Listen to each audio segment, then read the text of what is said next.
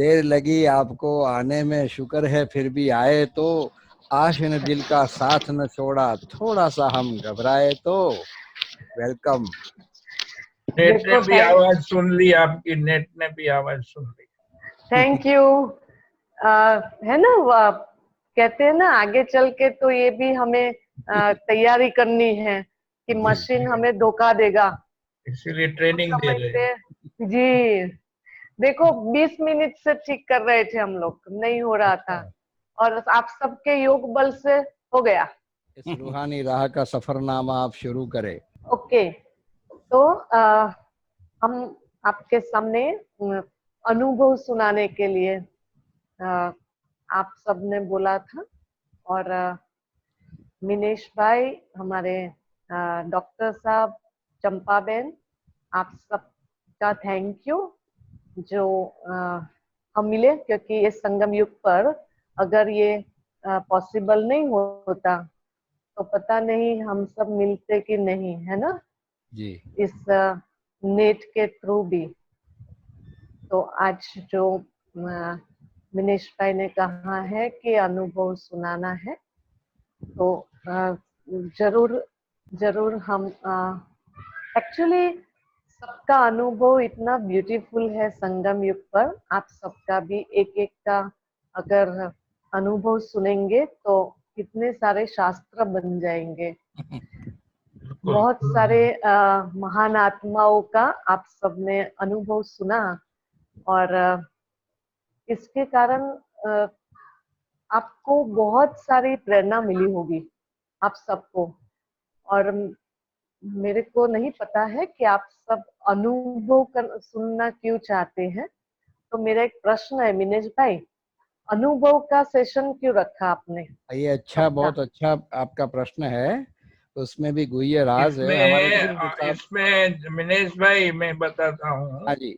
एक बार बाबा से, अव्यक्त बाप दादा से मैंने कहा, बाबा तीव्र पुरुषार्थ करना है तो क्या करना चाहिए? तो बाबा ने बिल्कुल ये बताया कि अपना अनुभव सुनाओ। ये डायरेक्ट अव्यक्त बाप दादा से बात हुई थी। तो ये तो बाप दादा की। Very good. और बाकी अभी मिनेश भाई बताएंगे। और ये अनुभव के कारण आजकल देखो बहुत इसका लाभ ले रहे हैं, यूट्यूब पर सब देख रहे हैं। ये इतने जो है वो तो है ही है, लेकिन बाद में भी यूट्यूब पर सबके मैसेज भी आते हैं कि हमको बहुत अच्छा लगा। हमारे सूरत के तृप्ति बेन ने तो एक एक अनुभव पास ऑन किया है, लिंक देके सारे सूरत वाले उनके कनेक्शन में हैं उनको दिखाया है। वो भी कहते हैं, हमको जो पहचानते हैं वो कहते हैं कि अनुभव सुन के हमें बहुत खुशी हुई। तो अनुभव से क्या है कि एकदम लोगों को फिट हो जाता है कि बाबा के याद से, योग से और प्रैक्टिकल ज्ञान की एप्लीकेशन से कैसे जीवन में विघ्न खत्म होते हैं और कैसे हम जो लक्ष्य हाईएस्ट रखते हैं वो पार कर सकते हैं। ये उनको फिट हो जाता है। इसीलिए ये अनुभव बहुत ही फायदादायक है जी, सबको, अनेकों को। प्रेरणा मिलता है। बॉम्बे में भी बहुत सब सुनते हैं आपका, यूट्यूब में रिकॉर्ड किया हुआ जी। और हमें बताते हैं फीडबैक जी। और बाबा ने 2-3 दिन पहले भी मुरली में कहा था ना, जीवन के अनुभव की कहानी सुनाओ सबको, है ना। और हमारी और बुक्स भी कहीं बनी हुई है, बुक्स भी अनुभव की। जी जी, हाँ जी, हाँ जी। और अनुभव के बाबा कहते हैं कि अनुभव लिख के दो, बाबा को अपनी जीवन कहानी लिख के दो। तो मैं दोपहर को सोच रही थी कि बाबा को जीवन कहानी लिख के देना और बाबा को जीवन कहानी बताना अपनी ये जन्म की, और ब्राह्मणों को बताना और नॉन बीके को बताना, तीनों में फर्क है ना। जीवन कहानी बताना, अभी बाबा को बताएंगे तो सब कुछ बता देंगे, हमारा प्लस माइनस नेगेटिव पॉजिटिव परीक्षाएं, अच्छे अच्छे एक्सपीरियंस सब बताएंगे। लेकिन जब हम ब्राह्मणों को बताना चाहते हैं या बाहर वालों को, तो ऐसे अनुभव बताना है कि उनको कुछ न कुछ अनुभव करने का मन हो या प्रेरणा मिले।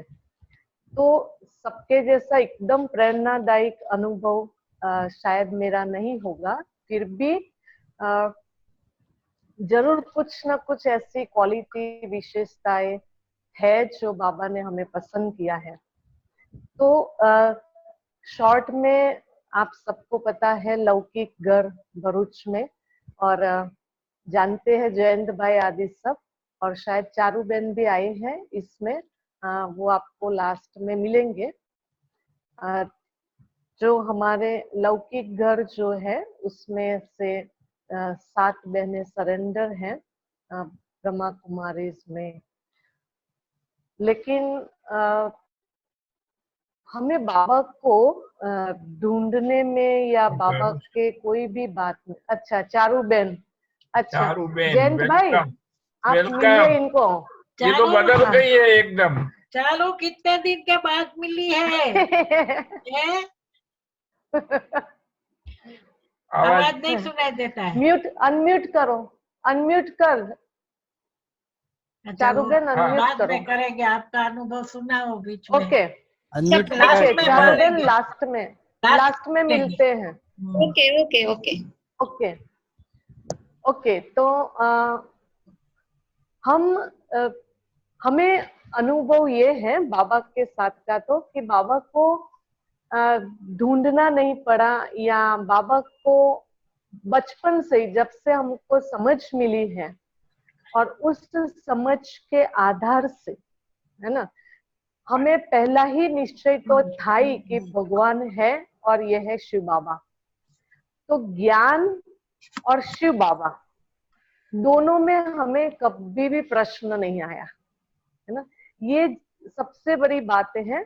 तो मैं ये जरूर कहना चाहूंगी, आप अगर हमारा अनुभव सुनेंगे तो मैं जरूर कहना चाहूंगी कि मैं लास्ट बर्थ में शायद मैंने कोई सिंधी ग्रुप में थी और बाबा का थोड़ा सा मैंने अनुभव किया है, इसलिए इस जन्म में मुझे कभी प्रश्न नहीं उठा, कभी ढूंढना नहीं पड़ा, और आंख खोलते ही हमने देखा कि यहाँ तो बाबा है, ब्रह्मा कुमारी का है। तो मम्मी पापा के साथ हम जाते थे, पूरी फैमिली जाती थी। आप सबको पता है गुजरात में बहुत सहज है सरेंडर होना, क्योंकि सात्विकता बहुत है, और घरों में गुजरात के वातावरण में तो सहज रीति से बाबा का बन जाते हैं। खेलते खेलते सेवा करते करते हम बाबा के घर में जाते हैं। लेकिन जैसे स्टडी कर रहे थे तो लौकिक फादर का एक नियम था कि कैसे हम वेकेशन में 15 दिन हमें सेंटर पर रहना है, बाकी 15 दिन आपको चाचा मामा के घर कहाँ जाना है जा सकते हो, लेकिन सेंटर पे जरूर रहना है। और 15 दिन हमें मधुबन में भी जाना है। तो मधुबन जैसा एक घर बन गया था। तो जैसे बचपन से मधुबन वाले सब जानते थे, तो यज्ञ के लिए बहुत प्यार था हमारा। ऐसे करते करते बड़े हो गए। सेवा और कल्चरल प्रोग्राम और सेवा से हमें अट्रैक्शन हुआ यज्ञ में। जब हम 12th के बाद कॉलेज जा रहे थे तो इसके पहले हमारी कई बहनें सेंटर पे आ गई थी। लेकिन 91 की बात है, प्रभा बहन जी को अमृत वेला एक संकल्प टच कराया बाबा ने कि बिंदु को पूछो बॉम्बे जाएगी सेंटर पर। मैं घर में रहती थी और वो समय पे शिलिंद्रा दादी जी, उनका और प्रभा बहन जी का बहुत घनिष्ठ रिलेशन था। तो शिलिंद्रा दादी जी ने कहा कि मुझे कोई ऑलराउंडर हैंड चाहिए। तो दादी जी को एक हैंड चाहिए था, तो बाबा ने टच कराया प्रभा बहन जी को कि मैं जाऊं बॉम्बे। तो तब तक मुझे कभी भी संकल्प नहीं था कि मुझे ब्रह्मा कुमारी बनना है ना। मुझे ये संकल्प नहीं था कि बनना ही है, और ऐसा भी नहीं था कि मुझे शादी करनी। लेकिन बाबा कहते हैं ना कि बाबा को जो किसी को टच कराना है, झाटकू बनाना है, तो पता नहीं, आज भी मैं सोचती हूँ कि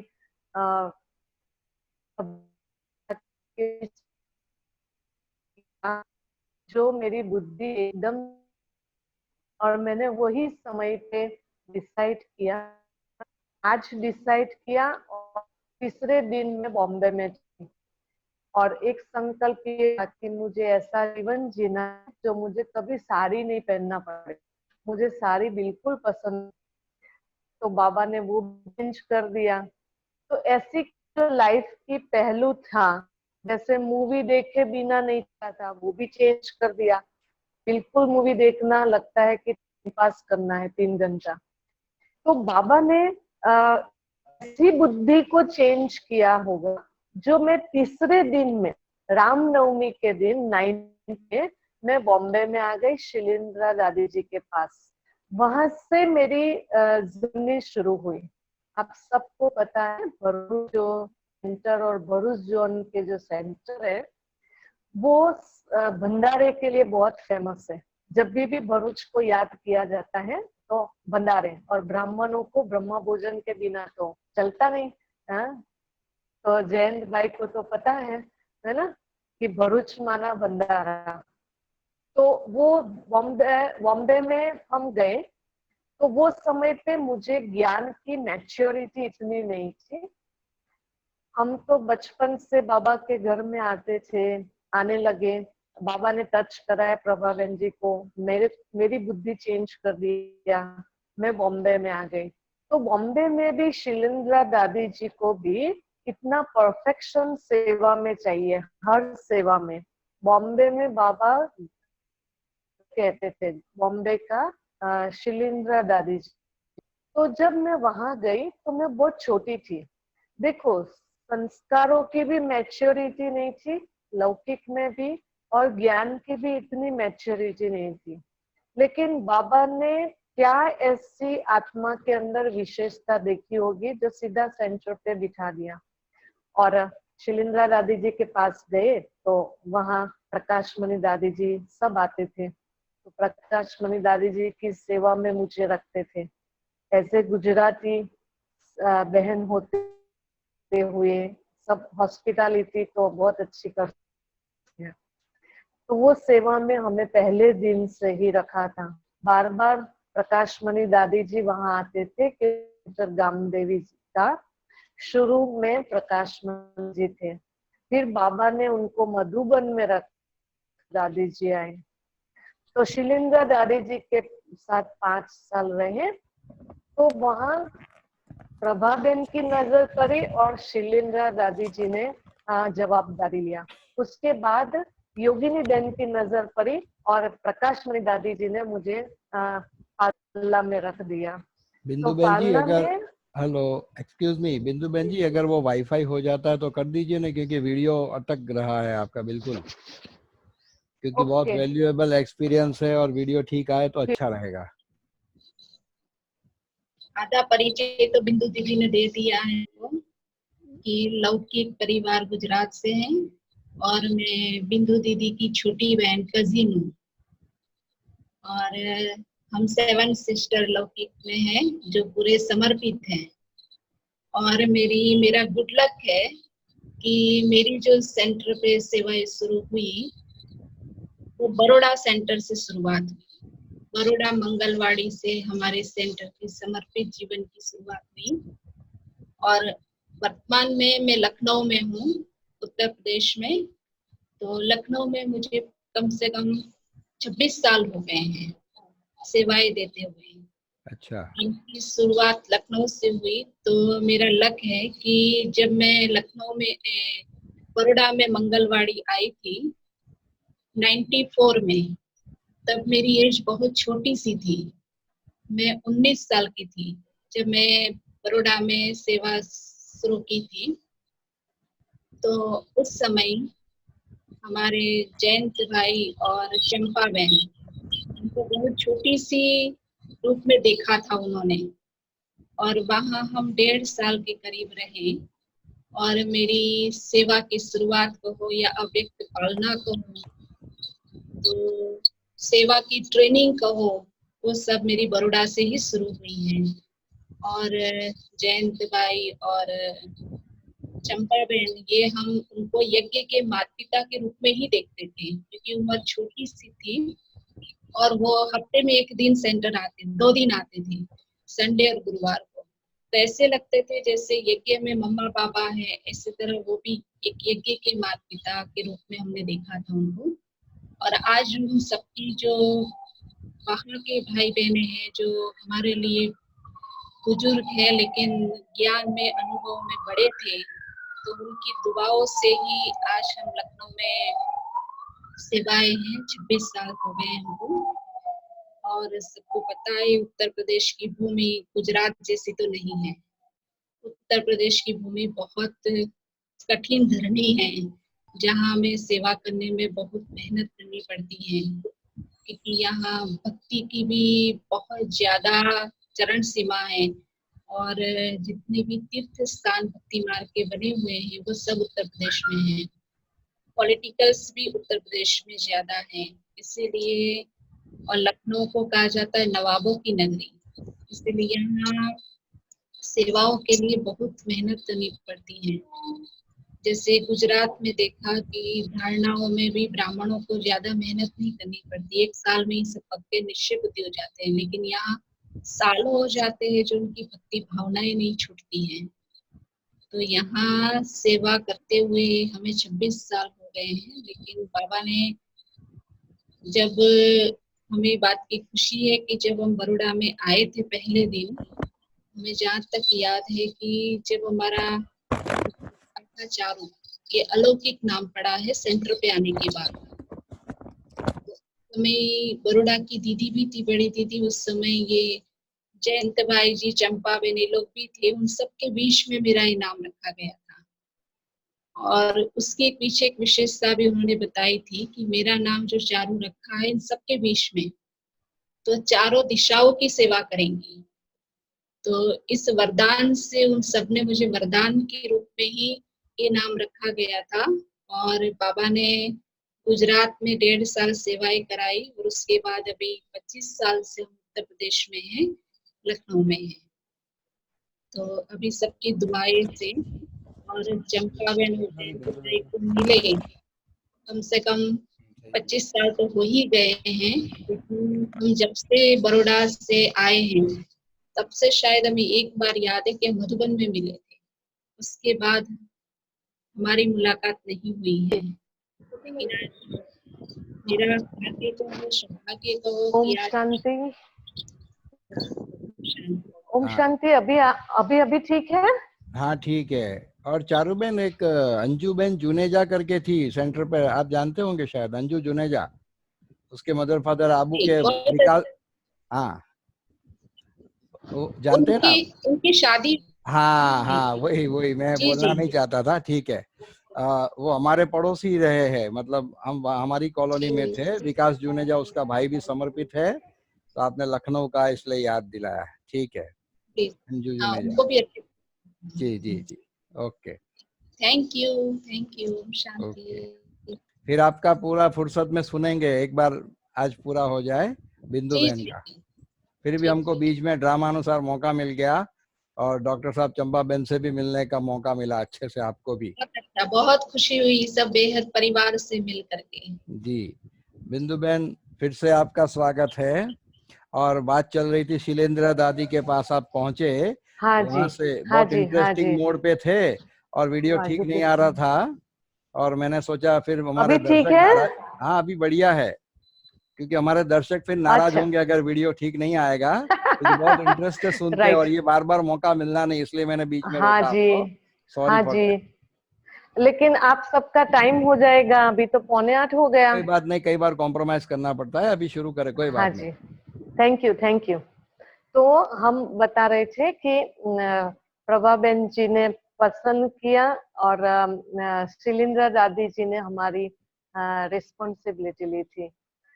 तो उसके बाद 5 साल तक हमने गामदेवी में सेवा किया, लेकिन सेवा से ज्यादा हमने सीखा, क्योंकि जैसे हमारा बचपना था वहां से शुरू किया था। और उसके बाद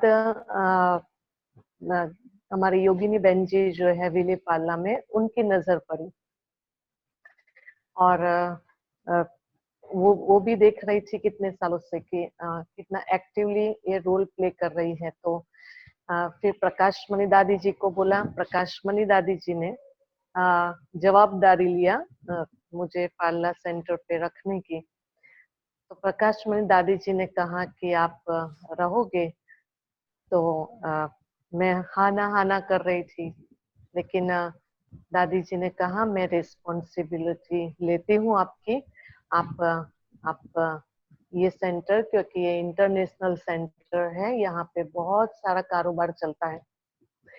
तो मैं यहाँ पे फिर रही 15-16 साल विले पार्ला सेंटर। लेकिन मैं इसलिए कह रही हूँ कि कुछ ना कुछ मेरा लास्ट बर्थ में सिंधीज ग्रुप से कनेक्शन है। तो मैं जब विले पार्ला आई तो सब दादियाँ विले पार्ला आने लगे, प्रकाश मणि दादी, गुलजार दादी जी, जानकी दादी जी। घड़ी घड़ी विले पार्ला इसलिए आते थे क्योंकि एयरपोर्ट यहाँ पे पास में है, और बॉम्बे में कोई भी सेवा में आते थे तो उनको विले पार्ला कंफर्ट लगता था, तो इसलिए विले पार्ला सेंटर पे रहते थे। तो यहाँ पे भी मुझे दादियों के साथ ही सेवा मिली, तो हर दादी के साथ जैसे मैं क्लोज। लेकिन एक चीज है कि मैंने अपने आप को देखा, कभी भी दादी जी के साथ रहते हुए, कोई भी गुलजार दादी जी या प्रकाश मणि दादी जी के साथ रहते हुए, मुझे कभी नहीं ऐसा लगा कि बहुत बड़ी दादी जी के साथ रह रही हूँ। मुझे ऐसा लगता था कि कितना इजी हूँ मैं इनके साथ, और इसमें गुलजार दादी जी तो इतना इजी मेरे साथ और मैं उनके साथ इजी। तो बहुत वंडरफुल वो जो जर्नी हमारी यात्रा थी विले पार्ला सेंटर पे।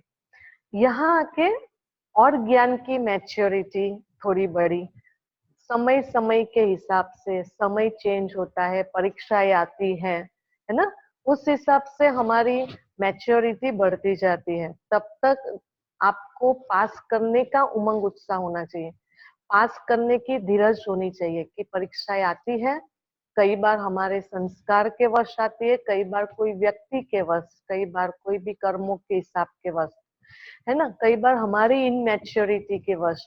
लेकिन बाबा ने पसंद किया है तो एक संकल्प जरूर रखा है कि कोई भी परीक्षाएं आती है तो पास करना है। और उसके लिए मैं ये जर्नी में एक बहुत बड़ा मैंने अपने अंदर गुण धारण किया था कि कोई भी परीक्षाएं आती है, चाहे पूरी दुनिया एक तरफ हो जाती है, तो मैं एक संकल्प तुरंत कर लेती हूँ, साइलेंस। कभी भी प्रूफ करने नहीं जाती थी कि मैं सही हूँ कि गलत हूँ, और सीधा बाबा के रूम में जाती थी, बाबा को बोलती थी, बाबा अगर मैं सही हूँ तो आप ऐसी कोई भी सिचुएशन लेके आना जो मैं आपके पास से नहीं जा सकूं। अगर मैं गलत हूँ तो कोई भी ऐसी सिचुएशन लाना जो मैं यहाँ से फट से निकल जाऊं। बस एक ही संकल्प मेरा होता था, बाकी मैं किसी को क्लैरिटी नहीं करती थी लाइफ में। तो ये इसके कारण आगे बढ़ती गई और इस पार्ला सेंटर में बहुत सारी चीजें बाबा ने सिखाई, और निमित्त के द्वारा, क्योंकि एक संकल्प सेवा जैसे ही मिली हमें सेंटर पे, तो हमने एक संकल्प किया था कि कोई भी सेवा मिले मुझे करना है, हाजी बोलना है। तो इसलिए चाहे बाथरूम धोने की भी सेवा हो, क्योंकि सेवा मेरा फेवरेट सब्जेक्ट था।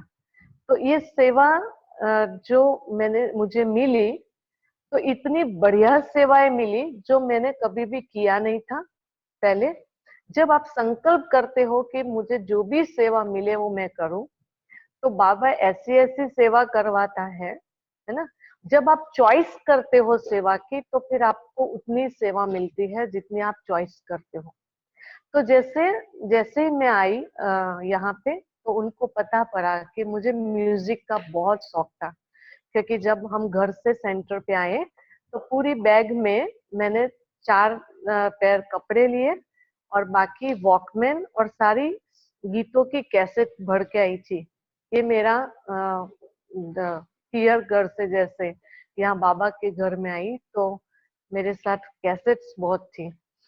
तो जब भी योगिनी दीदी को पता पड़ा कि इसको तो बहुत म्यूजिक का शौक है और मैं हर म्यूजिक को, बाबा के गीत या फिल्म गीत को बाबा के साथ झूमते हुए सुनती थी, तभी एक ये मौका मिला कि तुम फिल्म इंडस्ट्री की सेवा करोगी।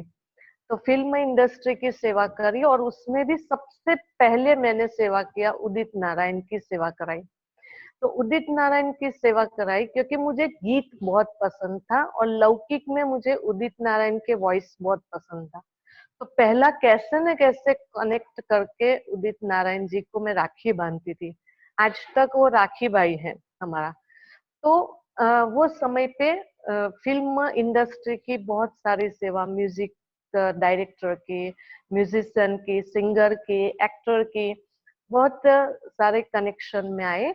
और फिर दीदी ने बोला कि तुम पसंद करेगी बाबा के गीत बनाना, एल्बम बनाना। तो वो समय पे समय की पुकार, आप सबने सुना होगा वो कैसेट, वो सीडी जो इसमें 8 सॉन्ग है, वो सॉन्ग बाबा ने निमित्त बनाया, जो हमने बहुत वो समय पे कनेक्ट किया सारे फिल्म वालों को और उनसे गवाया। उसके बाद हमें पता भी नहीं था कि सॉन्ग कैसे बनते हैं, कैसे म्यूजिक बनता है, कैसे एक एक म्यूजिशियन को बुला के पूरा पूरा दिन स्टूडियो में बैठती थी और मुझे पता पड़ता। और ऐसी सेंस बाबा जैसे अंदर भरी होती है ना, तो बाबा जैसे खोलता है एक एक शब्द, एक एक फीलिंग को, एक एक तार को, जैसे मेरे बाबा ऐसे खुलवाता था कि मैं उनको जैसे बोलती थी कि नहीं आप ऐसे गाओ, ऐसे गाओ, प्रोफेशनल सिंगर को, है ना। तो वो समय पे फिर लास्ट में एक सॉन्ग जो अवतरित होकर भाग्य विधाता शारदा दीदी को बनाना था मेगा प्रोग्राम के लिए। तभी भी हमें कहा कि आप देखो कैसे बनाते हैं, तो जतिन ललित से बनवा रहे थे और वो धुन बनाते समय मैंने 8 दिन तक उनका जैसे नहीं समय लिया। तो वो समय पे भी उदित नारायण जी और नए सिंगर उन्होंने हाँ गाया। और जैसे एक एग्जाम्पल कि कैसे बाबा टच कराता है, जैसे उदित नारायण जी गाते थे, उसमें एक लाइन आती थी कि परम धाम से अवतरित होते ब्रह्मा तन में। तो इसमें म्यूजिक डायरेक्टर को हमने बोला कि इसमें बिल्कुल म्यूजिक नहीं डालना क्योंकि ये मेन मैसेज है ब्रह्मा कुमारी का।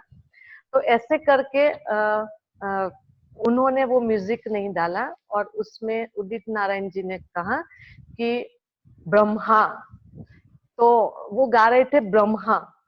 तो मैंने रोका कि नहीं, ये ब्रह्मा नहीं गाओ, तो ब्रह्मा गाओ। तो उन्होंने कहा ये तो पूरे शास्त्रों में और दुनिया में ब्रह्मा कहते हैं, अगर मैं ब्रह्मा गाऊंगा तो ये मेरे लिए रॉन्ग हो जाएगा। तो सीनियर बोले कि नहीं उनको ज्यादा पता है। मैंने बोला नहीं, बाबा के घर में, बाबा के पास ब्रह्मा आता है, ब्रह्मा नहीं आता है। तो कैसे न कैसे जैसे नहीं बाबा ने मुझे एकदम स्ट्रॉन्ग करके ब्रह्मा के बदले ब्रह्मा करवाया। तो ऐसे करते हुए एक ये एक्सपीरियंस हुआ, ये सेवा करने का मौका आया। फिर कहा कि आपको डॉक्यूमेंट्री बनाना है। अब डॉक्यूमेंट्री नाम भी नहीं पता था क्या होता है। तो वो भी कितने दिन तक वो कलेक्ट करके फिर हमने योगिनी बहन जी की 60 इयर्स बर्थडे पर हमने उनकी डॉक्यूमेंट्री प्रेजेंट किया। इसी तरह परचेस करना क्या होता है यज्ञ के लिए, तो और हॉस्पिटैलिटी कैसे होती है, क्लासरूम कैसे संभालना है, बहुत सारी सेवा हमने बॉम्बे में सीखी। और दादियों की बहुत सारी दुआएं हमें मिली क्योंकि जब भी हम संकल्प करते थे, कोई भी बात आती थी हमारे जीवन में, तो हम सोचते थे अब क्या करूं। वही समय पे गुलजार दादी आ जाती थी पार्लर सेंटर। तो जैसे उनकी वो दादियों की दुआओं ने मुझे बहुत आगे बढ़ाया।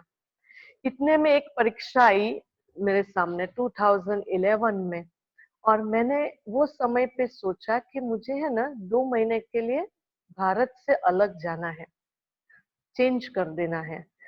तो हमने हमारी योगिनी दीदी को बोला कि मुझे सिर्फ 2 महीने के लिए भारत से बाहर जाना है। तो बोला कहाँ जाना है तुझे, यहाँ तो इतनी अच्छी सेवा चल रही है।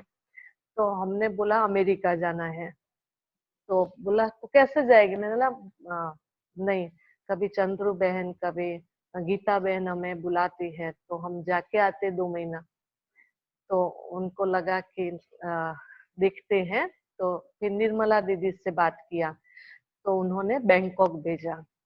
बैंकॉक थाईलैंड में जो हम 3 महीना वहां रहे, क्योंकि दीदी को ऐसा लगा कि पास में है तो वो जब भी बुलाए तब आ सकती है। तो हमको छुट्टी दिया। योगिनी बहन ने पसंद किया पार्ला में रहे। अब छुट्टी लिया, दीदी ने पसंद किया, हम बैंकॉक गए। बैंकॉक गए 3 महीना रहे। 3 महीना रहे। आप बैंकॉक जो भी गए होगे थाईलैंड में, वहां पे आपको लैंग्वेज बिल्कुल पता नहीं पड़ती है, थाई लैंग्वेज।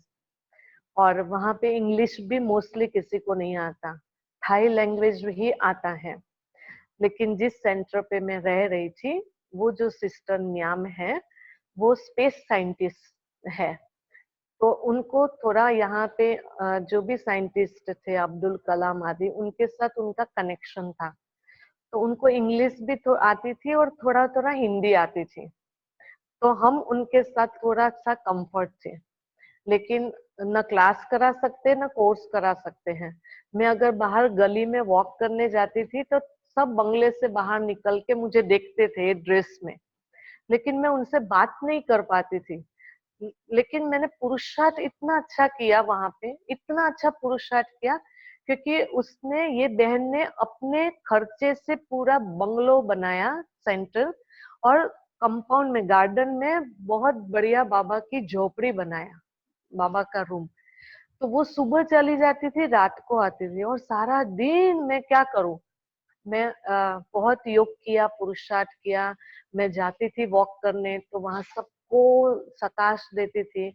और सैटरडे संडे संडे सब स्टूडेंट आते थे सेंटर पे, हर रोज नहीं आते थे, ऑनलाइन क्लास चलती थी।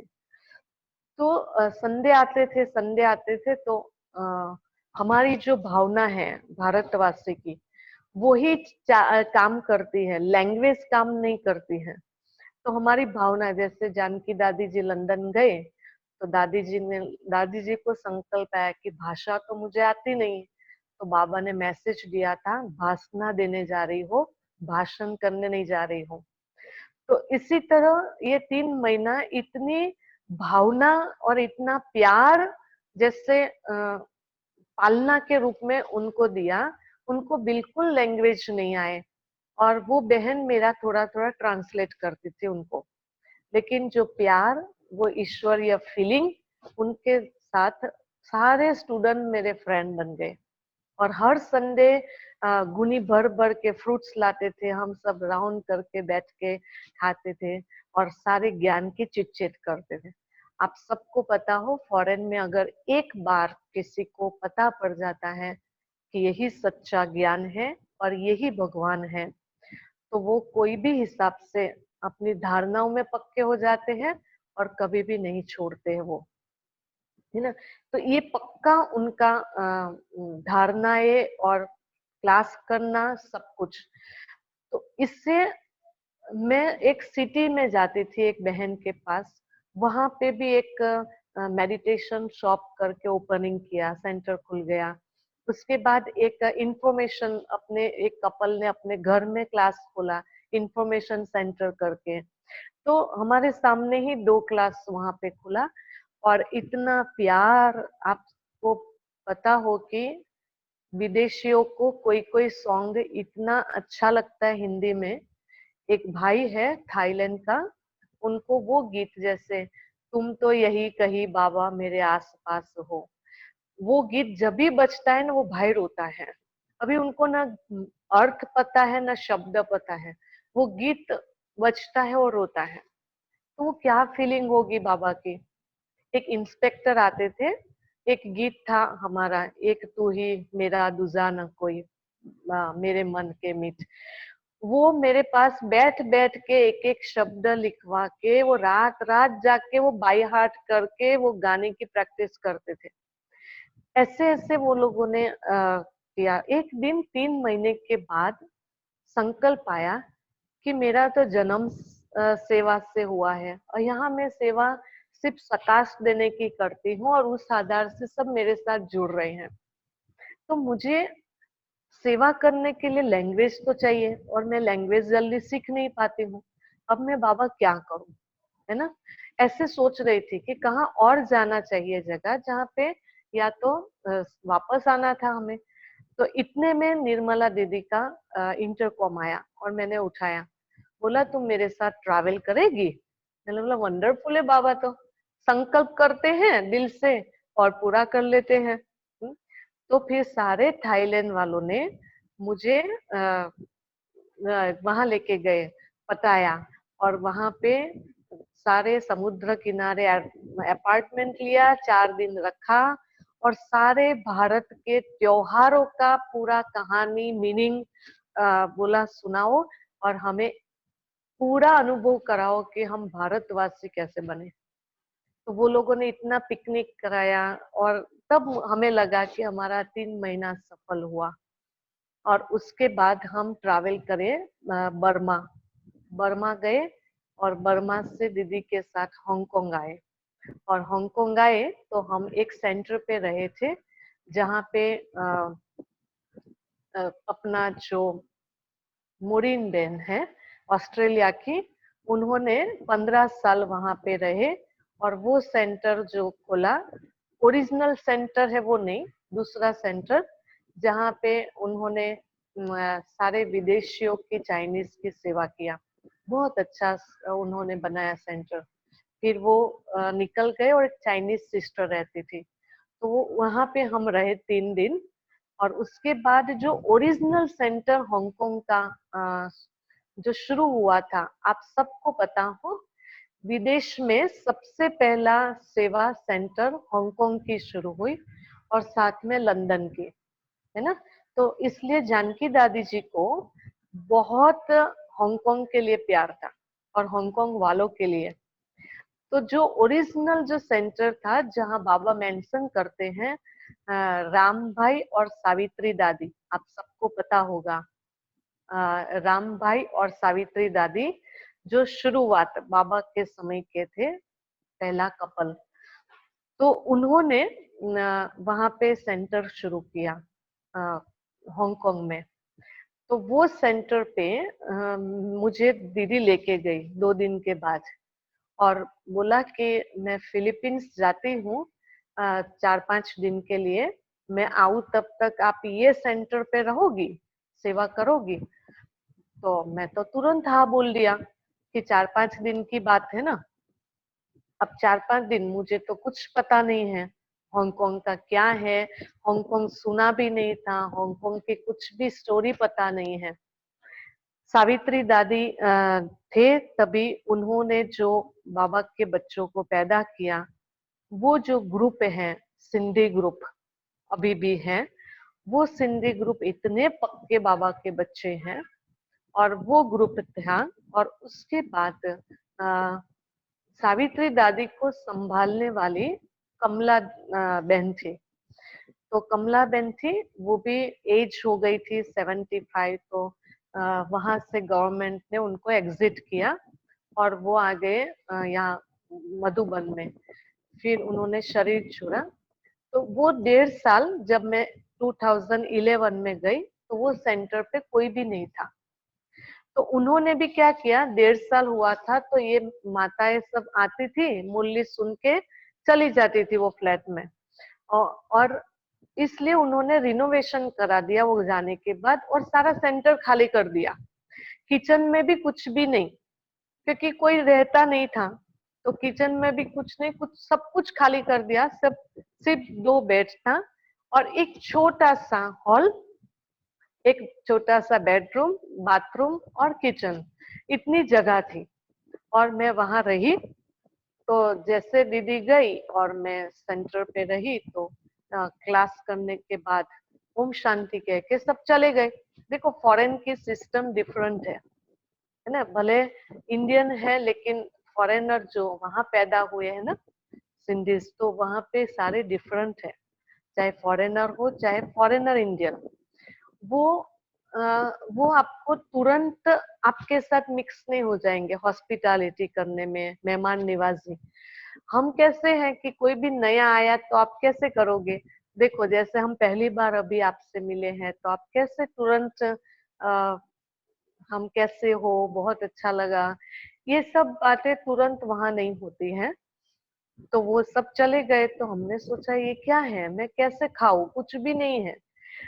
तो गुलजा दादी जी की बहन है, वो सगी बहन, वो आते थे सेंटर पे। अभी ये साल में सरी छोड़ा, लेकिन वो आते थे और उन्होंने नीचे जाके ब्रेड और वो लेके आए जूस का पैकेट, बोला कि और बटर आप ये खाना, उसके बाद हम शाम को जब आएंगे तब देखेंगे।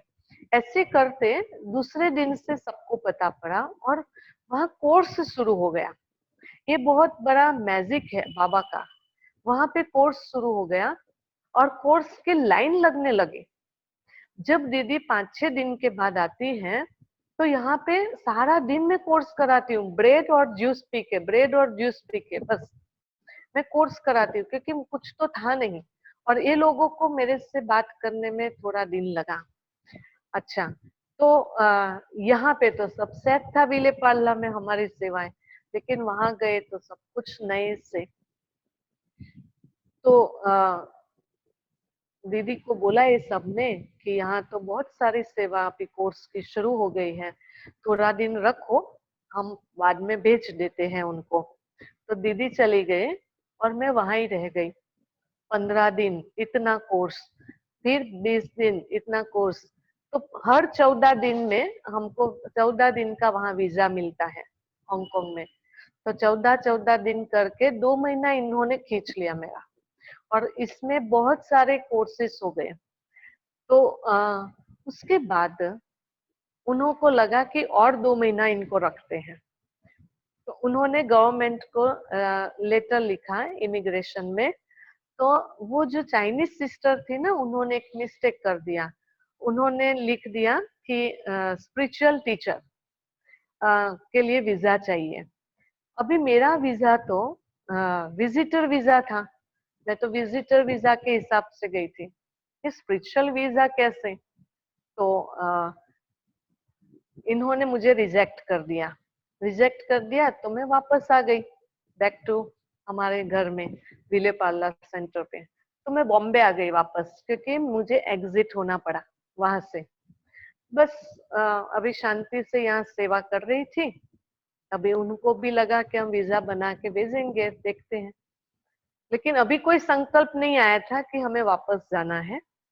लेकिन 8 दिन हुआ होगा, जानकी दादी जी आने वाले थे बॉम्बे में। तो योगिनी दीदी ने कहा कि आपका मेरा थोड़ा तबीयत ठीक नहीं है, तो आप दादी जी को लेने जाओगे। तो मैं दादी को लेने गई एयरपोर्ट पे। तो एयरपोर्ट से जब हम निकले तो दादी जी ने मुझे कुछ कुछ पूछा बॉम्बे के बारे में। तो मैंने बोला दादी जी मुझे नहीं पता है। तो फिर दादी ने कहा कि तुम कहाँ रहती हो, अगर तुझे नहीं पता है तो किसको पूछूं, तुम तो बॉम्बे में ही रहती हो ना, योगिनी के पास। मैंने बोला हाँ दादी जी, लेकिन मैं हांगकांग में थी और उसके पहले बैंकॉक में, तो इसलिए मैं वापस आई हूँ, हांगकांग में थी इसलिए। तो बोला फिर यहाँ क्या कर रही हो, मैं तो सोच रही थी कोई छोटी सी बालकी गई है वहां पे हांगकांग में। अच्छा तू गई है, तो फिर तुम यहाँ क्यों बैठी हो। तो देखो दादी की पहचान देखो क्या है पता नहीं, लेकिन दादी जी ने कहा कि तुझे वापस जाना है। मैंने बोला दादी जी वहाँ वीजा का ये प्रॉब्लम हो रहा है, ये हो। दादी ने देखो एयरपोर्ट से सेंटर पे आने तक हांगकांग में कांटेक्ट कर लिया सबको और कहा कि ये हैंड अगर आपका गया तो ऐसा कभी भी बहन नहीं मिलेगी, क्योंकि ये जैसी चाहिए फॉरेन में वैसी ये बहन है, तो आप कैसे भी करके उसका वीजा फिक्स कराओ। ऐसे करके सेंटर पे आने तक तो उन्होंने फिक्स कर दिया कि आपको हांगकांग वापस जाना है। तो तीसरा पसंद है ना, पसंद किया दीदी ने, निर्मला दीदी ने, और जवाबदारी लिया जानकी दादी ने। तो तीनों जगह पे मैं सेंटर पे रही, तीनों जगह की जवाबदार मेरे जीवन में दादी आई थी।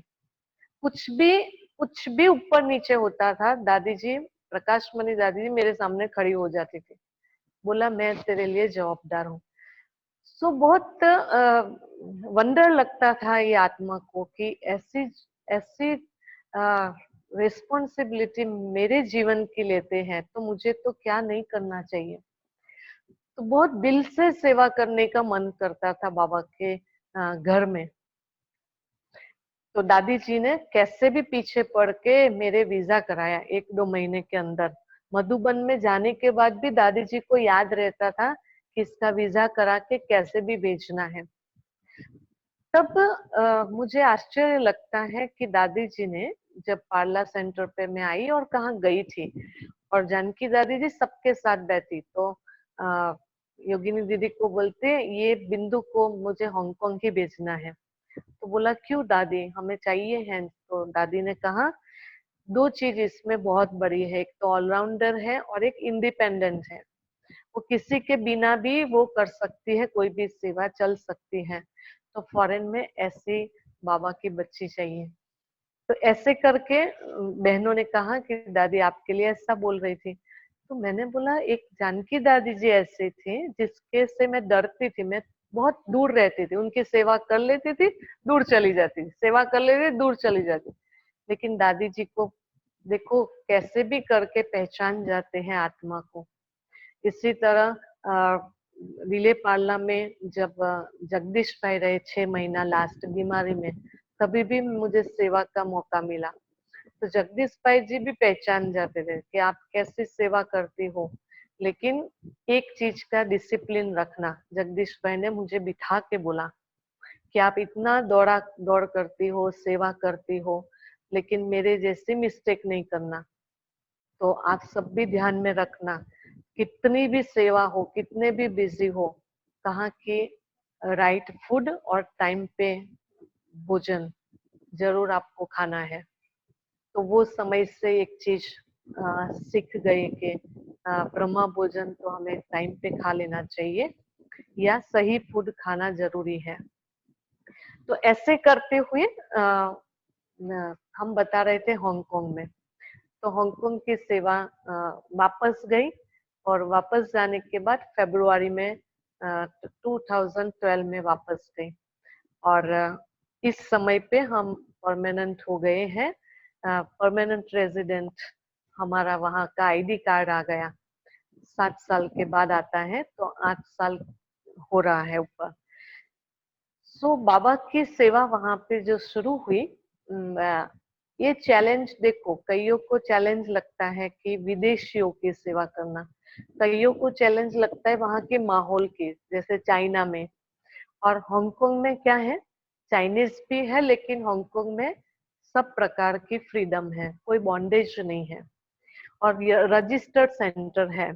तो इसलिए हर प्रकार के धर्म वालों को भी एक्सेप्ट करते हैं।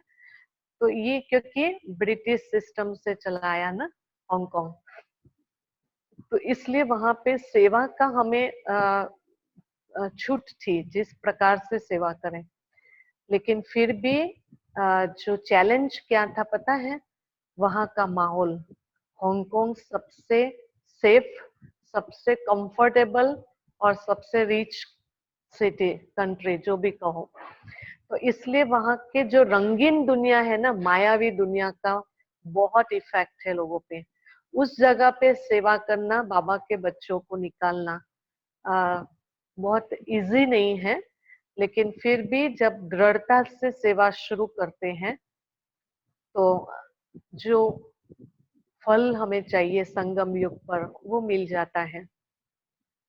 जब हमने शुरू किया सेवा, तो जो छोटा सा सेंटर था वहां से कुछ भी नहीं था, और वो समय पे एक संकल्प आया जो फाउंडेशन ग्रुप था 6-8 भाई बहन सिंधी, वो पक्के, बहुत पक्के बाबा के बच्चे अभी भी, रीच भी है, पक्के भी है, बाबा के इसमें भी रीच है। तो वो समय पे जब भी मैं कुछ सेवा की बात करती थी, क्योंकि हम तो बहुत उमंग उत्साह वाले ना भारत में रहते थे, तो वो हमेशा कहते थे कि तुम जैसा सोचते हो वैसा यहाँ पे सेवा नहीं होती है। यहाँ पे कोई भी ब्रह्मा कुमारी का प्रोग्राम अभी तक हुआ, 200 आते थे या 100 आते हैं। तो मैंने संकल्प किया कि सबसे पहले मैं गुलजार दादी को लेके आऊं इधर। तो सबसे पहले गुलजार दादी जी को इनवाइट किया हमने। तो गुलजार दादी जी को इनवाइट किया हांगकांग में कि दादी जी, बाबा का रथ आ गया ना तो सेवा आगे बढ़ेगी।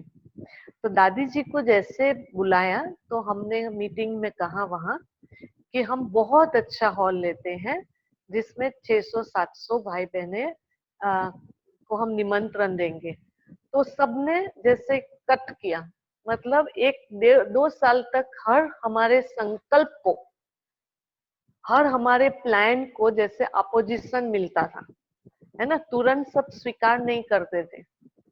लेकिन एक गुण बहुत अच्छा जैसे हमने मेंटेन किया, दृढ़ता में सफलता है। तो हम बहुत दृढ़ रहते थे कि नहीं हम ये करेंगे सेवा। तो बोला कैसे, इतना बड़ा यहाँ महंगा भी इतना हॉल है और फिर पब्लिक भी नहीं आएगी, तो हम क्यों इतना खर्चा करते हैं। लेकिन हमारे अंदर ये संकल्प था कि अगर मैं संकल्प करूंगी 500 लोगों के लिए और भगवान का रथ आ रहा है तो जरूर सक्सेस मिलेगा। फर्स्ट सेवा हम गए, उसके बाद हमने ये किया। तो शायद सबको बुद्धि में नहीं जा रहा था, तो वहां पे एक भाई आ रहे थे। तब तक भाई सेवा में आगे नहीं थे, वहां सब माताएं थी। तो एक भाई आ रहे थे, तो उस भाई को जब से मैं गई ना, तो जैसे बाबा ने सूक्ष्म वतन में वो भाई को अनुभव कराते थे बाबा कि ये जो बाबा के घर में बहन आई है वो तेरी बहन है और तुझे उनको एक स्तंभ जैसे, एक पिलर जैसे, एक बैकबोन जैसे, कभी भी कोई बात आती है तो आपको उसके साथ खड़े रहना है। तो बाबा ने उसको सूक्ष्म वतन में बहुत बार ये अनुभव कराया। तो उसकी बुद्धि में वो शायद पक्का हो गया, मुझे नहीं पता था। तो इस सबका देखते थे, तो उसने नीचे जाके सेंटर पे से फोन किया कि सिस्टर आपको सचमुच ये सेवा करनी है, ये हॉल आपको लेना है। तो कहा कि हाँ। मैंने बोला हाँ। तो बोला आप अभी नीचे आओ। मुझे वो लेके गए और उसका चेक बना के 50% पहले भरना होता है, वो भर दिया वो भाई ने। और उनकी फ्लाइट थी अमेरिका जाने की, बिजनेस करते थे तो वो अमेरिका बिजनेस के लिए भी जाते थे। तो वो चेक देके वो रात को फ्लाइट में फिर चले गए। तो सबको लगा अरे ये दे सकते हैं तो सब दे सकते हैं ऐसे करके। तो बोला अभी आप ये भाई से नहीं लेना, सब देंगे। ऐसे करके हमने 500 का हॉल बुक कराया और वो समय पे वहां पे 750 आत्माएं आई गुलजार दादी के प्रोग्राम में। पहला सक्सेस, इतना वंडरफुल है ना। तो ये बहुत बड़ी बात हो गई। अब उसके बाद जैसे वरदान मिल गया हमें, दादी ने बहुत अच्छा वरदान दिया, क्योंकि दादी जब 5 दिन रही तो हमें अमृत वेला दादी जी ने बहुत भरा। और अमृत वेला के बाद दादी कभी भी, आपने देखा होगा गुलजार दादी कभी किसी को गले नहीं लगाती है। तो वो समय पे हर रोज अमृत वेले के बाद ऐसे गले लगाती थी हमें कि जैसे बाबा कुछ हमें भर रहा है, ऐसे लगाते थे। तो वो एक्सपीरियंस 5 दिन में दादी जी के साथ किया तो हमें लगा कि जैसे चार्ज कर दिया सारी शक्तियों भर भर के हमें। और उसके बाद हमने सोचा कि चलो अभी हम शिवानी बहन को बुलाते हैं। अगेन सबको लगा कि आप जो सोच रहे हो ऐसा इतना बड़ा प्रोग्राम नहीं होगा, क्योंकि उसके पहले भी कभी उन्होंने बुलाया था। तो मैंने बोला जो आप संकल्प करेंगे ना हम लोग, वो सब हो जाएगा। तो ऐसे करके मीटिंग करके 5 दिन के 10 प्रोग्राम किए, और वो सक्सेसफुल प्रोग्राम में पूरे फेमस हो गए हांगकांग में। और वो समय से हमारे बहुत सारे कनेक्शन में आ गए, और डिफरेंट डिफरेंट प्रकार की फिर सेवा स्टार्ट हो गई वहां पे। और उसके बाद एक दिन ऐसा आया कि हमने सोचा कि मुरली पढ़ते पढ़ते 18 जनवरी के 3 दिन पहले ऐसा आया कि बाबा का घर इतना छोटा सा है, और बाबा के घर में बाबा का ही रूम नहीं है, क्योंकि बाबा का रूम नहीं था, हॉल में ही बाबा का रूम, हॉल में ही मुरली वैसे ही था। तो हमने सोचा कि बेडरूम है ना, वो बाबा को दे देते हैं, क्योंकि बाबा मालिक है तो उनके लिए रूम चाहिए, उनका रूम तो होना चाहिए ना। तो हमने क्लास में अनाउंस किया कि ये जो बेडरूम है हमारा, उसमें से हम एग्जिट होते हैं और वो बाबा का रूम बनाते हैं। तो आप सबको पता हो कि वहाँ पे बहुत प्राइवेसी बहुत इम्पोर्टेंट मानते हैं विदेश में, बहनों की भी प्राइवेसी, सबकी। तो बोला, उन्होंने के लगा कि अपनी प्राइवेट रूम कैसे देंगी, लेकिन हम संकल्प किया, और 16 था वो समय पे, हाँ 16 जनवरी था, और 16 जनवरी को संकल्प किया, और 18 जनवरी को बहुत ब्यूटीफुल हमने बाबा का रूम बनाया, बेडरूम एग्जिट कर दिया, और बाबा का रूम का ओपनिंग किया।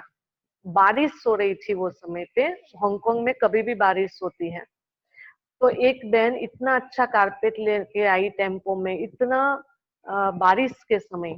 एक हम चाइना गए और वहां से कर्टन लेके आए, कैसे हुआ है पता नहीं, एक ही दिन में 18 जनवरी को हमने बाबा का रूम बाबा को दे दिया। और वो समय से हम क्लासरूम में सोते थे, बाथरूम में तैयार होते थे। तो 1.5 साल हमने ये किया, क्लासरूम में सोना है, जो भी करना है, और तैयार बाथरूम में होना है। बाबा का रूम है। तो 1.5 साल में मैंने ये एक्सपीरियंस किया कि 1.5 साल में ये शरीर को थोड़ा सा भी कुछ भी पेन नहीं हुआ। उसके पहले जब बेडरूम में थी, तभी हर महीने में 1-2 बार तो मैं किसी को मुरली सुनाने दे देती थी।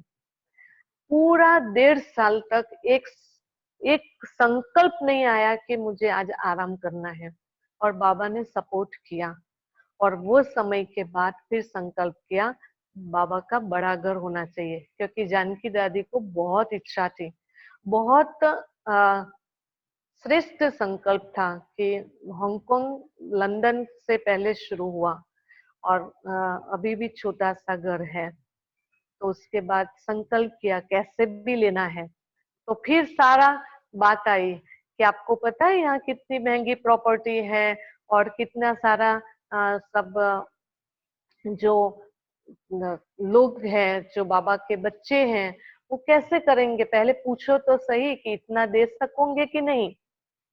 और वहां पे आप जाओगे तो सेंटर जैसा नहीं लग रहा था, घर जैसा, जैसे सेंटर, क्योंकि माताएं मुरली सुनाती थी, चली जाती थी, तो सेंटर की सिस्टम ही नहीं थी जैसे।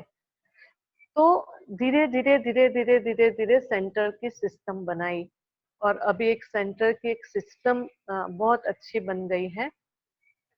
और बहुत दृढ़ता से 8-9 महीना ऐसा लगा फेस करते हुए, लेकिन दृढ़ता थी कि बाबा का कोई भी सेंटर पहले पैसा इकट्ठा करे, उसके बाद सेंटर बने, ऐसा कोई सेंटर नहीं बना।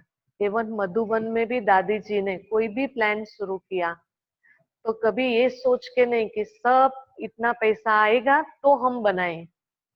हमको भी यही संकल्प बहुत अच्छी तरह से सीख लिया था, इसलिए कर लिया, कैसे भी करके हमें ये सेंटर बनाना है। पैसा आएगा तभी सेंटर बनेगा ऐसा नहीं, शुरू करो, आना शुरू हो जाएगा। तो वो दृढ़ता विदेश में ये बहुत बड़ी चैलेंज थी, और हमें पता ही नहीं था कि इतना बड़ा रिस्क ले रहे हैं हम, क्योंकि ये सब बाबा ही कराता है। दृढ़ता में मदद है, हिम्मत में मदद है। ऐसे करते करते फिर धीरे धीरे सब हमारे साथी बने, भाई बहने, और सारा सिर्फ एक छोटा सा सेंटर ने इतना बड़ा सेंटर बनाया वहां पे। और वो हमने कोई को भी मैसेज नहीं दिया था। जानकी दादी ने जब सुना, दादी ने इतनी ब्लेसिंग दिया हमें, इतनी ब्लेसिंग दिया, इतने खुश हुए दादी।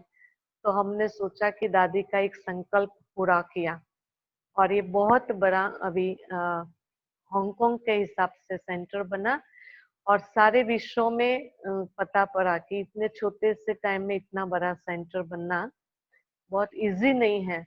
तो सब जगह से हमें ब्लेसिंग मिली, और इस ब्लेसिंग ने और हिम्मत दिया। फिर 4 साल से उसके बाद जब शिवानी बहन आई, उसके बाद ये सेंटर बना।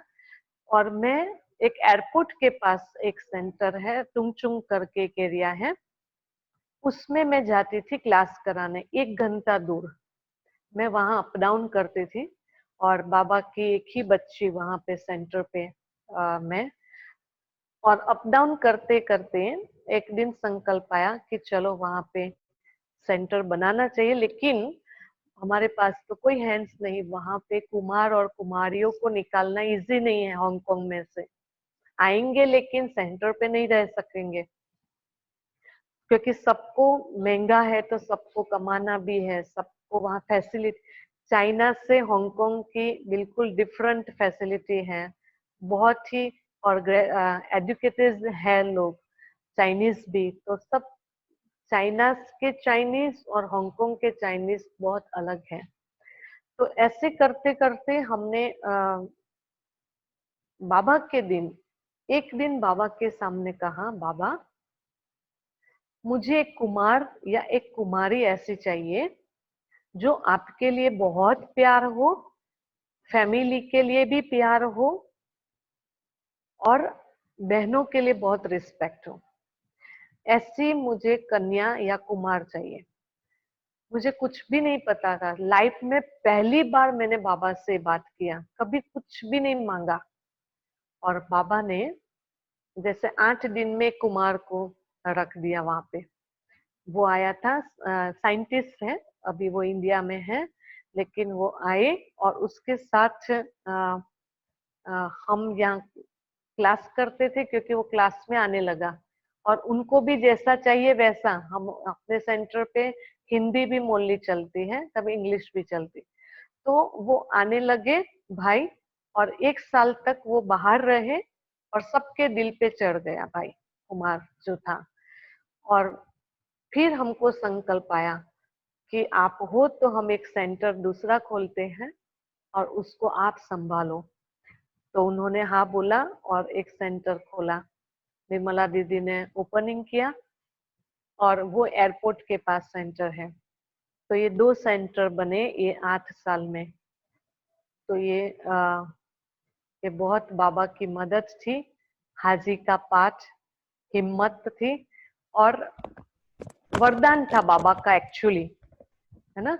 बाबा का वरदान था। जब मैं घर से छोटी थी और बाबा को मिलने जाते थे, आप सबको पता हो बाबा इंडिविजुअल मिलते थे, तो बाबा ने एक बार मुझे ये वरदान दिया। छोटी थी, मुझे कुछ पता नहीं है, मेरे लौकिक फादर ने लिखा नोटबुक में, मुझे कहा कि आप छोटी छोटी ब्रह्मा कुमारी बनेगी। तो मुझे कुछ भी पता नहीं था, और मैं ऐसी ही जो बहनें प्रोग्राम करती थी, रात रात बत्ती करती थी, मैं बैठी रहती थी, मुझे कुछ समझ में नहीं आता, मैं बैठी रहती थी। मेरे लौकिक फादर एक्सपीरियंस लिख के देते थे, मैं उनको बोल देती थी कि मैं पूरी रात बाबा को याद कर रही थी, मच्छर आया है, माया रूपी, ये सब लिख के दे देते थे पापा, और मैं उसको पढ़ लेती थी।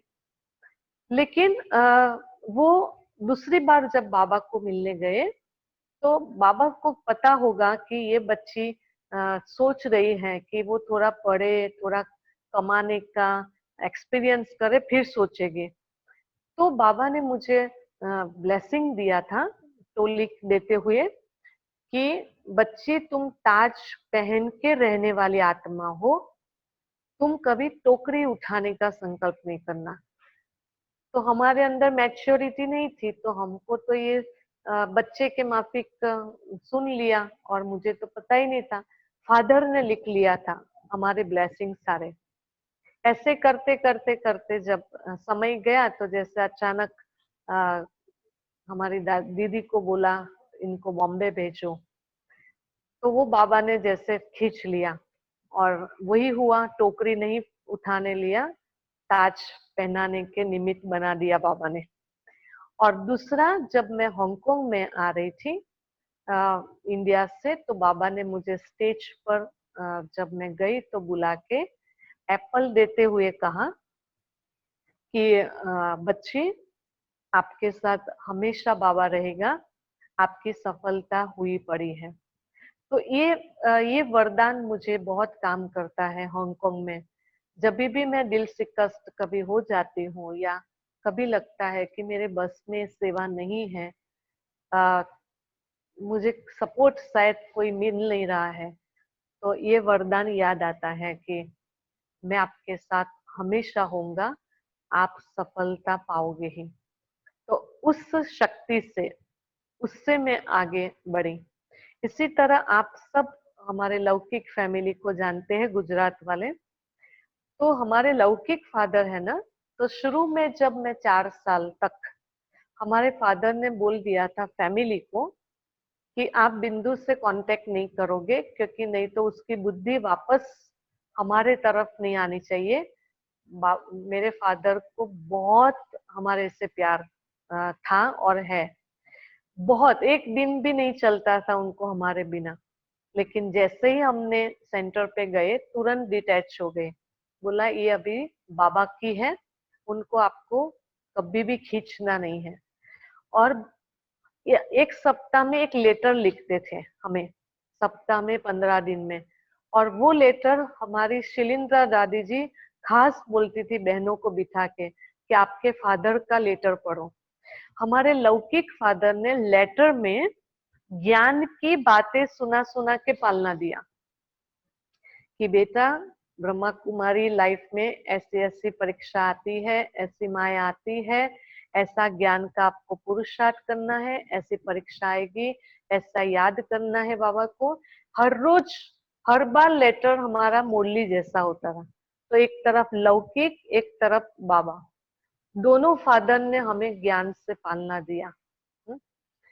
तो वो समय पे एक बार रामदेव में थी, शुरू शुरू में 2-3 साल के अंदर मुझे स्लिप डिस्क बैक प्रॉब्लम हुआ।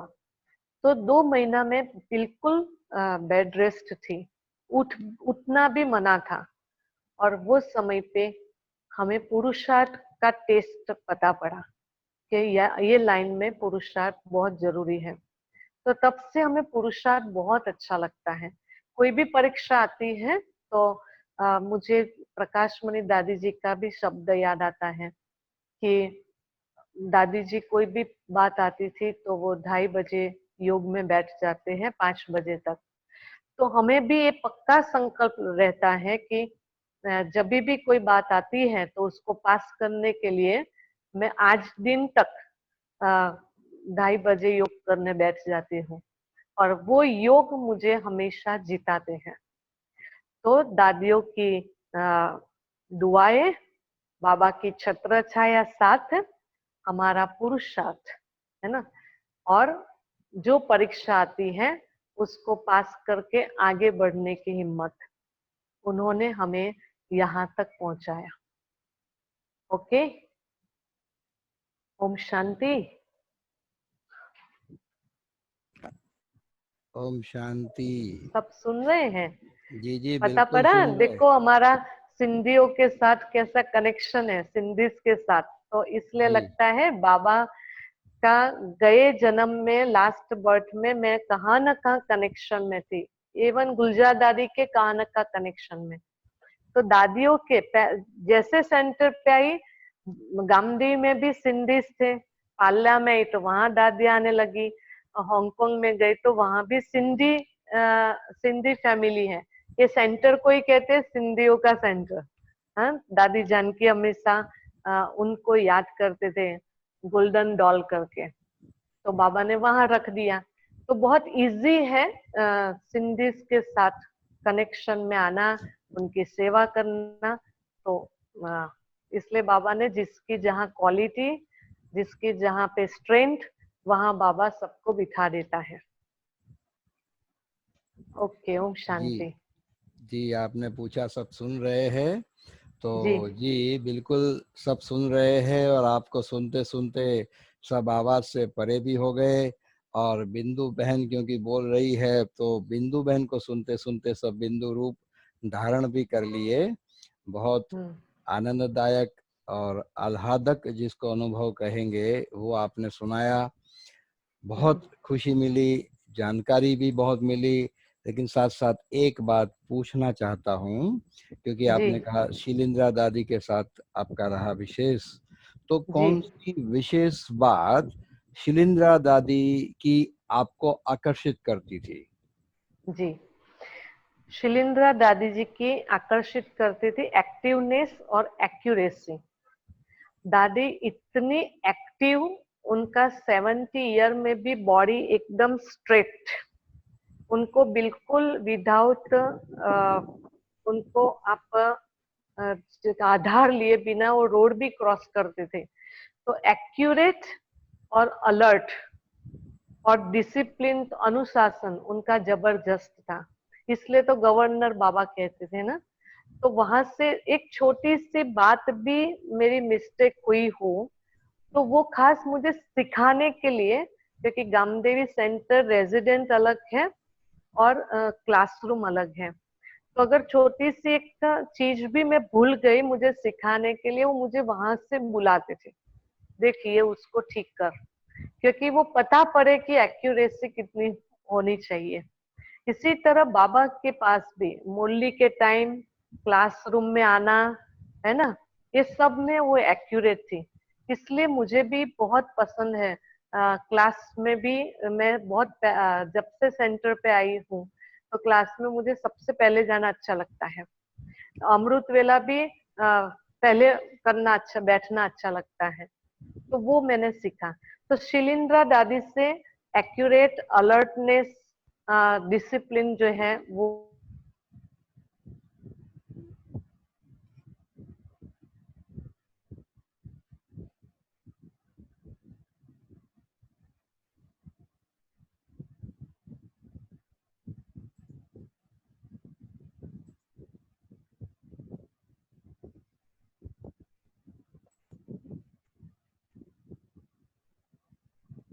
और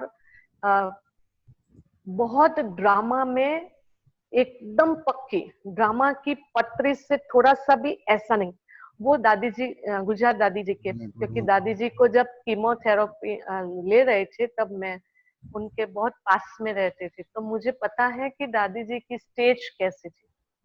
दादी जी के सामने भी बहुत परीक्षाएं हमने देखी, लेकिन दादी जी को ड्रामा और सोल कॉन्शियस, दो चीज बहुत पक्की। तो मैं बार बार ये पुरुषार्थ करती हूँ और चाहती हूँ कि मैं ड्रामा पर वैसी पक्की रहना चाहती हूँ।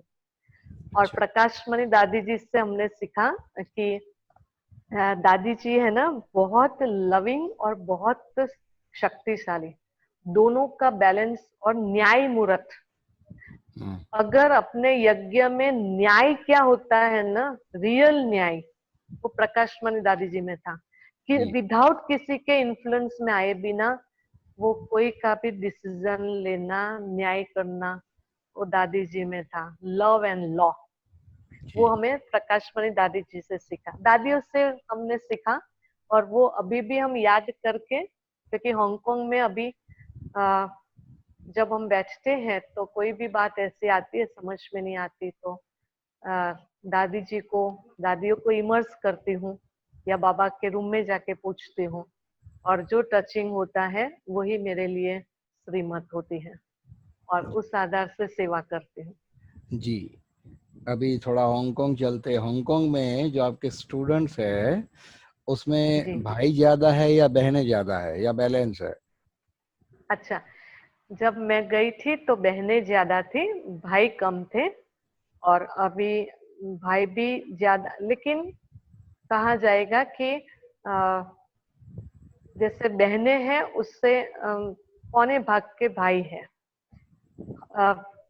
आधा आधा नहीं कह सकती हूँ, क्योंकि बहनें 75% होगी, 50% जैसे भाई हो गया ऐसे। वैसे वो नहीं कह सकती हूँ कि आधा आधा है भाई।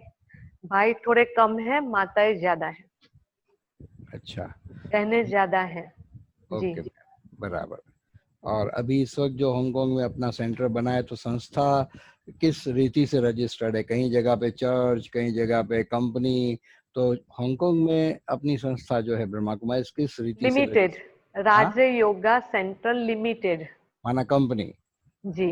एज ए कंपनी, हाँ ओके, जी, हाँ जी, okay, so you are director company of के that company, you are director of जी। That company. Ah, okay, ah, वहाँ पे एक कहते हैं ना, वो कंट्री के एक मेंबर होते हैं जो बोर्ड मेंबर, और जी, उसमें हम एक डायरेक्टर नहीं होते हैं, हाँ, इसमें 5 से 6 डायरेक्टर होते हैं, जी, तो वैसे हैं। और जो सावित्री दादी और राम भाई है ना, हाँ, उनके 3 बच्चे हैं, आपको पता हो तो। जी, एक जो है, जो उनकी बेटा और बहू, वो हांगकांग के जो ये कंपनी है उसकी चेयरवुमेन, उनको हम कहते हैं। हम्म, वो सावित्री दादी के बाद वो अच्छी तरह से उनके हाथ, मतलब लीगली सारा वो करते हैं। अच्छा, दूसरा एक लंदन में है गोविंद दादा, और ये अमेरिका में है दीपक भाई, लवीना बेन, कविता बेन और गोविंद भाई। वो 3 जो है बेटे और बहू, वो तीनों बाबा के बच्चे पक्के हैं, और तीनों जगह पे बहुत अच्छी सेवा करते हैं। जी, तो वहां पे ऐसा है, बोर्ड चलाता है जैसे जी, बहुत जी। अच्छी बात है। ये कंपनी है वहाँ, तो कंपनी का जी मेमोरेंडम ऑफ एसोसिएशन होता है। तो according to memorandum, Rajyoga limited company क्या बिजनेस करती है अकॉर्डिंग टू मेमोरेंडम? नहीं, उसके साथ साथ वहां पे चैरिटेबल ट्रस्ट भी कहा है उसको, ओके, ये चैरिटी है। तो इसलिए हमारा वहां पे वो भी नहीं बताया जाता है ना, हम भी वॉलंटियर है। ओके, हम यहाँ, हमारा भी तो पेमेंट नहीं, कुछ नहीं है। Okay, so you are doing voluntary service. तो इस वक्त फिर आपका वीजा स्टेटस क्या?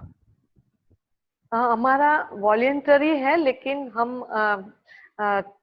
स्पिरिचुअल टीचर के हिसाब से, लेकिन एज ए ये ट्रस्ट है, तो ओके, हमारा वो ट्रस्ट के हिसाब से ये जवाबदार है, ये कंपनी, ये ट्रस्ट जवाबदार है मेरे लिए, जी, उस जी, हिसाब से वीजा है ओके, तो इसको अभी जी। पीआर नहीं कहेंगे, वो लोग पीआर देते हैं? नहीं, हमारा पीआर हो गया। हो गया, अच्छा, माना वही स्टेटस हो जी, गया था। ओके, अभी पीआर हो गया, चलो, हमारा बहुत अच्छी वहाँ का बात। कार्ड हो गया। हाँ, ये जरूरी है क्योंकि निरंतर सेवाओं के लिए स्टेटस भी बड़ा आवश्यक होता है, नहीं तो ये टेम्पररी में। अच्छा, बहुत अच्छा, आपने सेवाओं जी का समाचार सुनाया, किस तरह से जी आपने 8 साल में 2 सेंटर डेवलप किए। भले निमित्त आप बने, शिव बाबा ने करवाया, लेकिन निमित्त का भी अपना प्रभाव जी होता है। तो बहुत जी, बाबा खुशी का। हुई। जी, आपसे मिलकर देखो, बहुत। लौकिक आप हम ब्राह्मणों का भी बहुत प्रभाव पड़ता है, ब्लेसिंग का, लौकिक का भी, क्योंकि हमारा लौकिक परिवार भी बहुत स्पिरिचुअल है ना। हम्म, लौकिक फादर से वो 6 भाई ज्ञान में हैं, और 2 भाई वो भी बहुत सात्विक है, 2 हम्म, बहनें हैं वो लोग। जी, तो ये सब बहुत सात्विक फैमिली और बहुत ही धर्म और ज्ञानी फैमिली है, जी, दोनों चीज बहुत भरी हुई है उसमें। तो हम्म, इसलिए उन्हों की जो पालना, उन्हों की जो ब्लेसिंग, वो भी बहुत काम करती है। जैन भाई को पता है ना, दमयंती काकी और काका जो बात कर रहे थे सुबह, तो हम्म, उन उनका जो सच्चाई और उनका निडरता का जो संस्कार है ना, वो हमारे अंदर आया है वारसे में, क्योंकि वो छोटे काका है ना, वो ज्ञान में आए, उसके बाद पवित्र रहे, तो उनके बच्चे नहीं थे लौकिक में, तो हमें बच्चे के रूप में ही वो मानते थे। तो उनका सच्चाई का और निडरता का आज वो एग्जाम्पल है अपने संस्था में, जी, तो वो हमारे अंदर जैसे आया। और जी, फादर का जो है वो तपस्या का, क्योंकि हमारे लौकिक फादर ने 3-3 बजे उठ के कितने महीनों तक मेरे लिए योग किया कि बाबा की सेवा में अपना जीवन दे उसके लिए। तो उनकी तपस्या का फल, उनका वारसा और सबकी ब्लेसिंग और अपना पुरुषार्थ और बाबा का साथ।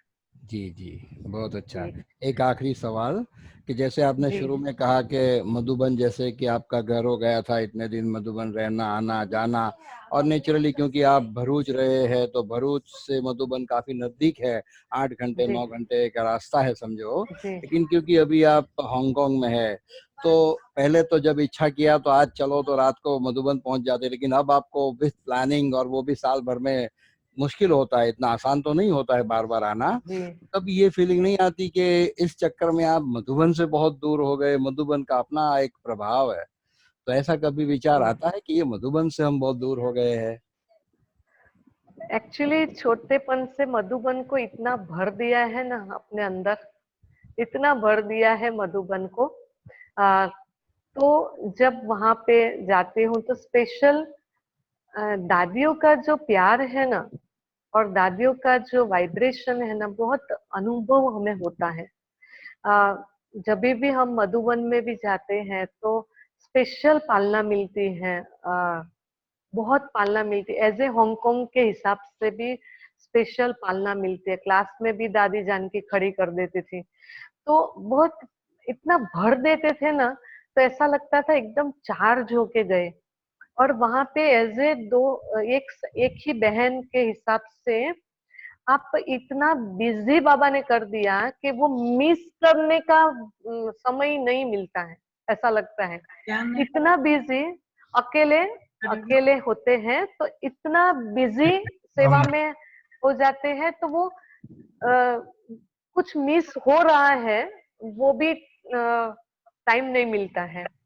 तो इसलिए जब मधुबन में आते हैं तो और मैं बहुत ट्राई करती हूँ कि साल में 2 बार आ जाऊं, ऐसा सोचती हूँ। ट्राई कर लेती हूँ और मौका स्वाभाविक मिल जाता है। स्वाभाविक है। पता है, क्योंकि जब मैं मधुबन में आती थी ना, तो अभी भी आप पुराने भाइयों को पूछोगे ना, सतीश भाई है, रमेश भाई फोटो वाले, वो सब पुराने भाई जो मुझे देखते थे, जी तो हम बहुत नटखट थी और मैच्योरिटी नहीं थी। तो वो हमेशा कहते थे कभी ब्रह्मा कुमारी नहीं बन सकती है, ऐसा कहते थे। तो आज वो आश्चर्य खाते हैं कि तुम कैसे ब्रह्मा कुमारी बन गई। देखो बाबा कैसे कर देता है, पूरा चेंज कर देता है ना। ये भगवान ही कर सकता है और जी कोई नहीं जी कर सकता है, जी जी किसी जी की ताकत नहीं। जी। जी आपने अभी सतीश भाई का उल्लेख किया तो आपको जानकर खुशी होगी, क्योंकि जब आपने गीतों का दौर चलाया, उदित नारायण जी की जी बात कही, तो आपके जी चालू इस सेशन में ही हमने उनको फोन किया कि भाई यहाँ जी गीतों का जिक्र चल रहा है और सारी बात गीतों पर चल रहा है कारोबार। तो जी। वो बड़े खुश भी हुए और लॉगिन करने का कोशिश, लेकिन कोई वजह से वो नहीं आ पाए। बाकी जरूर बोले मैं वो लॉगिन तो कर। जरूर मैं हम बोलबती, क्योंकि हमने एक गीत उन्होंने लिखा है ना, सादर पधारिये, जी जी जी है सुना ना, है। हे हाँ ज्ञान के प्रदाता, स्नेह शक्ति दाता, हाँ सादर पधारिये। तो वो सतीश भाई का गीत है, जी लिखा हुआ, और जी। हमने यशुदास से गवाया। हाँ यशुदास जी ने यशुदास, गाया। क्योंकि या हमें बहुत पसंद था यशुदास हाँ का आवाज। हाँ तो ये भी बहुत अच्छी स्टोरी है। मैं 1 मिनट बोलूं? बिल्कुल 2 मिनट बोलिए। ये जब गीत बन रहा था तो हमने शब्द देते थे। जैसे समीर है जो लिरिसिस्ट, तो उनको हम शब्द देते थे, शिव बाबा के महिमा के शब्द, ब्रह्मा बाबा की महिमा के शब्द, वो मैं लिख के देते थे उनको, और वो फिर सॉन्ग बनाते थे। ये सतीश भाई ने बनाया, और मुझे बहुत इच्छा थी यशुदास से गवाना। तो यशुदास तो मद्रास में है, तो हमने उनसे, वो बहनों को कांटेक्ट किया कि हमने उनसे गवाना है। तो कहा कि वो तो टिकट के पैसे भी मांग रहे हैं और गीत के पैसे भी मांग रहे हैं। अभी इसमें से इतने सिंगर है, जैसे सोनू निगम जी है, कविता कृष्णम, इनको हमें राखी बांधती हूँ। तो जब हम गीत गवाती थी तो वो कभी हमारे से पैसे नहीं लेते थे। तो यशुदास ने टिकट का, फिर होटल का, और ये गीत का पैसा, तो फिर मैंने सोचा नहीं, वो तो बहुत महंगा है, हमारे लिए नहीं चाहिए। लेकिन इतना दृढ़ संकल्प था कि मुझे यशुदास से गवाना है। ये मुझे चांस मिला है, बाद में मिले नहीं मिले, बाबा क्या करूं। जब ये रिकॉर्डिंग हो रहा था, ये 2 गीत थे, ये सादर पधारिये मुझे बहुत इच्छा थी, और हे ब्रह्मा बाबा, तपस्वी ब्रह्मा बाबा, ये 2 गीत वो समय पे अचानक बहन का फोन आया मद्रास से कि यशोदास पुणे जा रहे हैं और वो बॉम्बे में रहने वाला एक रात एयरपोर्ट के पास होटल में। तो मैंने बोला चलो पकड़ो, तो उनको पकड़ा, तो हमको होटल का भी पैसा बच गया और ट्रैवल का भी उनका। तो हमने बोला कि हम आपको लेने आएंगे, आप आओगे ऐसे। तो मैं लेने गई वहां पे एयरपोर्ट के पास, लेके आई। इतना नंबर 1 सिंगर साउथ का, जी। लेकिन नंबर 1 हम्बल। हाँ